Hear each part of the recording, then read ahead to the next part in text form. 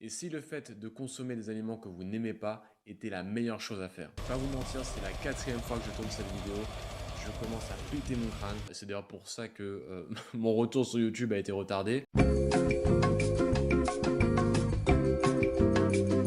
Objectif, vous faire comprendre l'importance de la diversification alimentaire, pourquoi il va falloir une alimentation variée et comment on met ça en place. Alors j'espère que personne ici est fâché avec les sciences et notamment la biochimie. Moi? Parce que, mais oui, bien sûr, votre Moi? parti. Mais qui elle est celle-là? Parce qu'évidemment, lorsqu'on parle de nutrition, il va falloir forcément parler un petit peu de biochimie.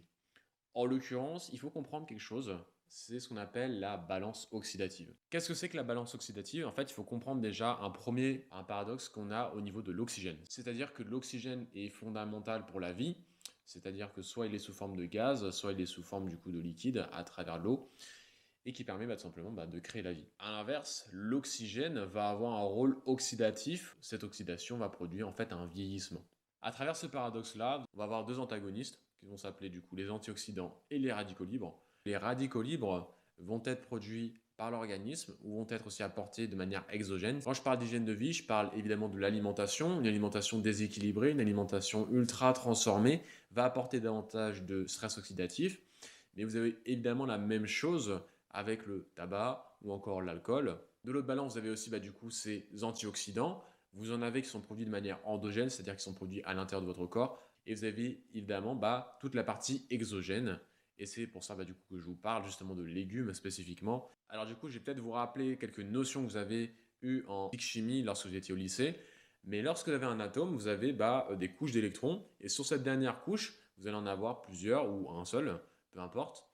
Mais ce que vous devez comprendre, c'est qu'un atome doit avoir un nombre d'électrons prédéfini. C'est-à-dire que s'il va lui manquer un électron, et ben en fait, ce qui va se passer, c'est que ça va devenir un ion et il va devenir ce qu'on appelle instable. Et cette instabilité va créer justement une réaction en chaîne et va produire davantage de radicaux libres au niveau de votre corps. En fait, comprenez bien que à l'intérieur de votre corps, ce qui va se créer, c'est que vous allez avoir un premier radical libre qui va se créer. Il va y avoir une propagation à un deuxième radical libre et ainsi de suite. Pourquoi? Parce qu'en fait, si vous vous souvenez, tous les ions, du coup, vont vouloir capter un électron de l'atome qui est juste à côté de lui. Et en fait, c'est la même chose justement avec les radicaux libres. Les antioxydants vont pouvoir couper en fait cette chaîne de création de radicaux libres. Pourquoi?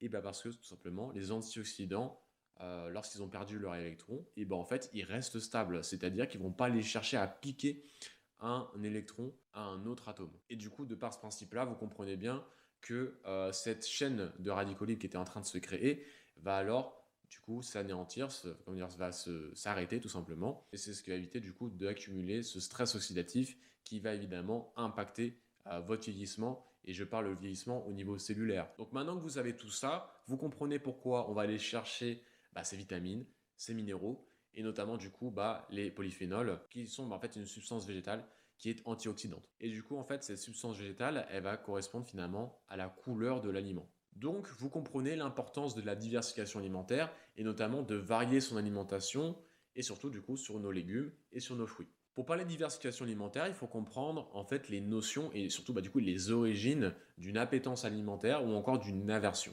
Comprenez bien que tout se passe directement dans le ventre de votre mère. Votre mère a mangé des aliments en plus ou moins grosse quantité et c'est cette récurrence à ces aliments-là qui vont permettre finalement de créer cette appétence ou à l'inverse du coup de créer ces aversions. Ça se passe évidemment du coup dans le ventre de votre mère, mais ça vaut bien aussi du coup sur les premières années de votre vie. Parce que du coup, lorsque vous cherchez à faire de la diversification alimentaire chez l'enfant, on va vouloir apporter différents aliments pour pouvoir justement piocher un petit peu dans tout et surtout aussi pour éviter un maximum les allergies alimentaires. Je vais parler justement de ce principe de récurrence tout à l'heure. Ce principe de récurrence, il faut bien le comprendre que les fibres ne sont pas métabolisées. Qu'est-ce que ça veut dire? Que c'est en fait elles n'ont pas d'incidence calorique. Par contre, ces fibres vont nourrir en fait votre microbiote et de par ce microbiote-là, vous allez nourrir certaines populations bactériennes ou justement du coup ne pas les nourrir. Et c'est pour ça que consommer des fibres est relativement important pour votre système digestif et notamment du coup pour ce microbiote. Nous avons un lien entre l'axe intestin-cerveau. En plus de ça, comprenez bien, je fais souvent cette analogie-là avec mon chien. Mon chien a du coup un cerveau, comme tous les êtres vivants jusque-là. Mais comprenez bien que dans son cerveau, il y a à peu près 200 millions de neurones. C'est exactement ce que vous avez à l'intérieur de votre système digestif au niveau de vos intestins. En fait, ce principe de récurrence va avoir un double rôle. Il va avoir un rôle sur le microbiote et il va avoir un rôle du coup sur votre cerveau. Les deux sont liés et les deux vont du coup échanger ensemble. Et c'est comme ça que vous allez pouvoir créer une appétence alimentaire ou à l'inverse, créer une aversion alimentaire. Malheureusement, vos parents n'ont pas été formés justement à l'alimentation. Ils vous ont sûrement apporté de mauvaises connaissances, de mauvais schémas psychologiques, si je peux dire. On vous a sûrement demandé un jour de manger vos légumes alors que vous n'aimiez pas ces légumes en question. Et du coup, le fait de vous avoir forcé va augmenter ce dégoût, augmenter cette aversion alimentaire vis-à-vis de l'aliment en question. Alors du coup, comment on fait pour introduire ou alors réintroduire, parce que vous comprenez bien que si je vous parle d'enfant, en fait, c'est qu'évidemment le transfert sur l'adulte est complètement similaire. Donc, vous allez devoir introduire ou réintroduire de nouveaux aliments, des aliments que vous n'aimez pas spécifiquement, et ça, c'est soit sous forme de quantité, soit en termes de récurrence sur la semaine, sur la journée. Comment ça se passe concrètement? Soit vous allez manger une fois par jour, deux fois par jour, trois fois par jour, ça commence à faire beaucoup. Et c'est plus du coup la répartition sur la semaine. Et puis au fur et à mesure, vous allez pouvoir augmenter les quantités à l'intérieur de votre repas. Quand je parle de quantité, je parle évidemment de la portion. Vous pouvez très bien commencer sur une portion de 20-30 grammes et tout simplement augmenter petit à petit cette portion, avoir une bonne portion de légumes, c'est-à-dire entre 200 et 400 grammes par repas. Vous allez me dire, bah oui Martin, ok, mais bon, tu viens de me dire justement qu'il fallait pas que je me force à manger des aliments que je n'aimais pas, et là tu me dis qu'il va falloir que je réintroduise quand même. En fait, on va vouloir chercher à berner finalement notre système digestif ou encore notre cerveau vis-à-vis de l'alimentation pour pouvoir réintroduire très progressivement ces choses-là. La quantité de légumes que vous avez consommés va impacter directement, c'est-à-dire que si vous en consommez 20 grammes, vous avez une tolérance qui est relativement ok. Après, vous pouvez très bien justement le coupler avec un autre légume, en l'occurrence que vous aimez bien, faire justement un mélange entre ces deux légumes. Vu que la proportion de cet aliment sera beaucoup moindre, c'est peut-être une solution. La deuxième solution, c'est évidemment de modifier la texture. Peut-être qu'il y a un problème de goût, il y a un problème d'aspect ou encore de texture. Et vis-à-vis de ça, il va jouer avec un petit peu tout. Peut-être que vous pouvez très bien le faire en soupe, peut-être que vous pouvez très bien le faire dans une purée, en ajoutant progressivement des morceaux, et petit à petit aller chercher à avoir des bouts un peu plus gros. Et de manière générale, vous avez une importance aussi sur la cuisson de l'aliment. Peut-être que, en fonction que ce soit une crudité ou une cuidité, la version alimentaire ou l'appétence alimentaire est différente. En fait, ça va se passer un petit peu comme un programme d'entraînement, c'est-à-dire que pour chaque programme d'entraînement, vous allez devoir travailler des choses spécifiques. Là, en l'occurrence, on pourra dire que c'est un travail de diversification alimentaire, par exemple sur 3 mois. Grosso modo, comment ça va se passer? Vous allez choisir plusieurs aliments que vous n'aimez pas forcément et vous allez vouloir les réintroduire petit à petit dans votre alimentation. Ça peut très bien se faire en termes de semaines, c'est-à-dire que semaine 1, vous rajoutez la betterave, semaine 2, vous ajoutez les choux-fleurs, semaine 3, les choux Bruxelles et semaine 4, les endives par exemple.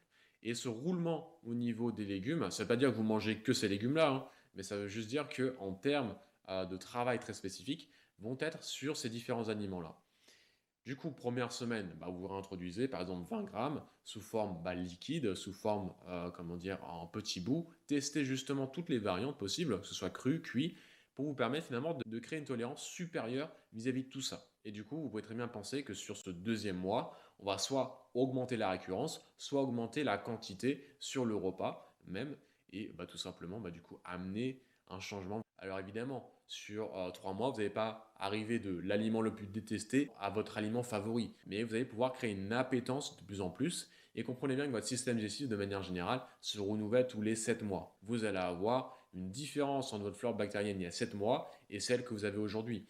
Et c'est du coup en travaillant continuellement sur ce cycle-là que vous allez pouvoir finalement amener des changements. Après, n'oubliez pas qu'il n'est pas raison de se forcer, il est là justement pour chercher à intégrer de nouveaux aliments, de nouveaux légumes, de nouveaux fruits, ou peut-être, je vous parle de fruits ou légumes, mais peut-être que vous avez des aversions vis-à-vis de certaines légumineuses, de certains féculents, de certaines protéines. En fait, comprenez bien que la chance que nous avons en tant qu'homme, en tant qu'être humain, c'est pouvoir piocher dans différentes catégories d'aliments, une multitude d'aliments qui nous est proposée. Ne vous cantonnez pas à quelques aliments, essayez de diversifier et à l'inverse, ne vous frustrez pas. Voilà, j'espère que la vidéo vous a plu. Le but était réellement de vous faire comprendre l'importance du coup des légumes et notamment des fruits, et du coup aussi l'importance de la variété alimentaire. J'espère donc que la vidéo vous a plu. N'hésitez pas à vous abonner, à la partager ou encore à commenter et liker la vidéo. Ça me permet de continuer à produire du contenu gratuit, que ce soit sur les réseaux sociaux comme Instagram, TikTok, et du coup YouTube Short, et encore avec ces vidéos qui prennent un peu plus de temps, bien évidemment, que ce soit en termes du coup de réalisation ou même en termes de montage. Ça, du coup, une bonne fin de journée, un bon week-end, un bon fin de week-end plutôt, vu que ce sera publié dimanche. Et bisous, à la prochaine!